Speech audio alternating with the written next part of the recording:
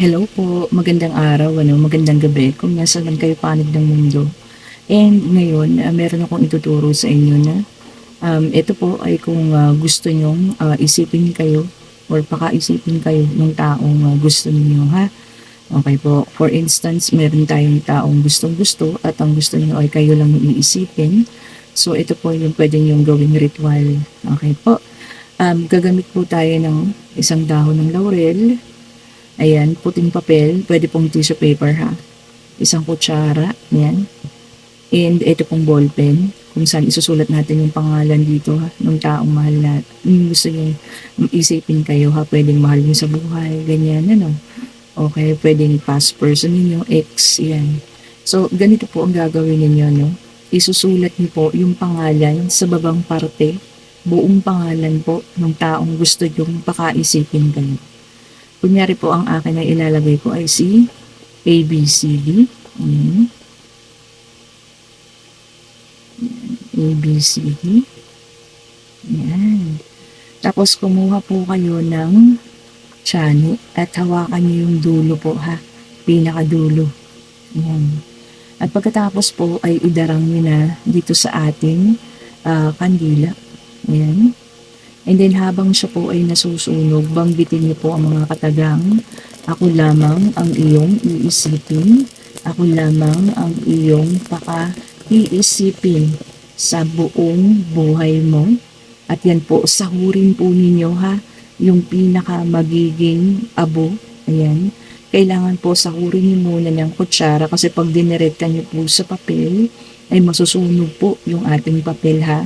Kailangan makuha niyo po yung abo. Ayan. Yung buong abo kung saan po nakasulat yung pangalan po ng taong yun, ha. Babanggitin niyo po 2 beses, ako lamang ang iyong pakaiisipin, ako lamang ang iyong pakaiisipin. Okay po.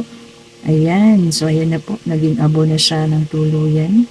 Ayan. Pwede nang bitawan. Antayin nyo lang matanggal po, ha, yung pinaka-apoy-apoy na ganyan. Ayan. Meron pa kasi ako nakikita. Ayun, nawala na siya. No? Nawala na siya. And, itong papel po natin, ha. Ayan, puting papel. Ayan, wala na po ako nakikitang apoy-apoy. Pwede nyo na lang siyang ilagay dito. Ayan, tak-tak nyo lang po siya ng ganyan.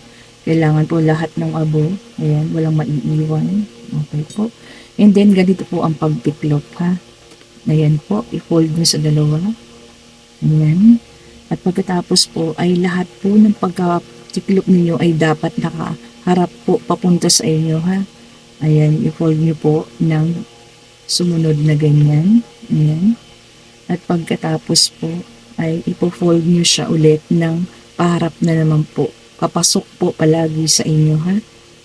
Ayan. Ayan po. Ayan.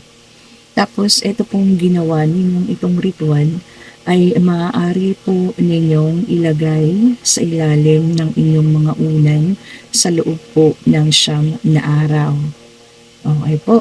Pagkatapos po ng 9 na araw, ay bubuksan ninyo ang papel na ito at isasaboy nyo po sa labas ng inyong bahay ang abo po nung pangalan nung taong yun at saka yung laurel po, itong abo na to. Ibubuhos nyo po ito sa labas ng bahay, ha. Okay po. Hanggat maaari sana ay walang makakakuha kung saan nyo man ito ilalagay sa ilalim ng ulan, ha. Walang makakakuha nitong papel na ito na pinaglagyan ninyo nung abo ng laurel. Okay po. So, ayan, yung mga nagre-request, no, dun sa ating love ritual, ano, kung gusto mong ikaw ay pakaisipin nung tao na gusto mo, ha, na ikaw lamang ng kanyang iisipin, ano. Parang, tawag dito, mababalisa siya, no, sa kakaisip sa'yo. Okay po. So, kung sino man na may nais na gawin yan, ha, madali lang naman. Lalo na yung paglupi natin, ha. Sana po ay nasundan ninyo.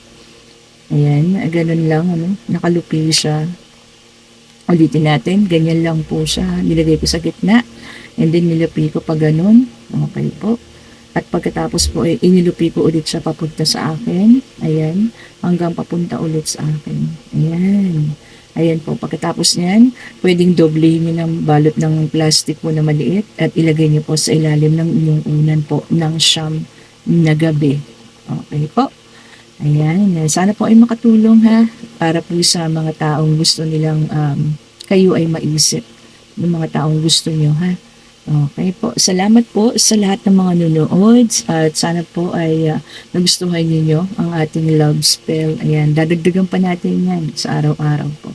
Have a great day po sa lahat. Stay safe at salamat po sa lahat na nagsasubscribe, nagda-like po dito sa ating channel. Bye-bye po.